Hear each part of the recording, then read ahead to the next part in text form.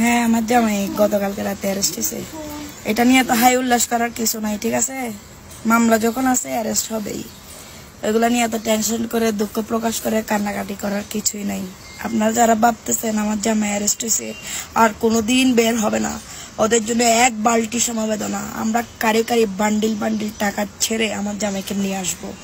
আমার জামাই বীরের বেশে চলে আসবে এবং যারা এই ঘটনা ঘটাইছে তাদেরকে ছাড় দেওয়া হবে না, মাথায় রেখো। এতদিন আমরা পলাতক ছিলাম, এখন তোমরা পলাতক থাকার বেলা।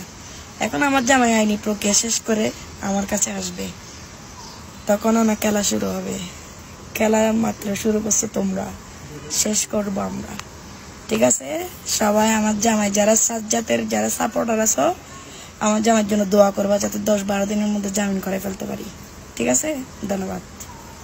আপনার স্বপ্নগুলো আকাশ ছুবে প্রবাসীর হেলিকপ্টারের মাধ্যমে। বিয়ে, জন্মদিন অথবা যে কোনো বিশেষ প্রয়োজনে হেলিকপ্টার ভাড়া করতে যোগাযোগ করুন স্ক্রিনে দেয়া নাম্বারে। প্রবাসীর হেলিকপ্টার, নিরাপদ ও সাশ্রয়ী বাহনের বিশ্বস্ত নাম।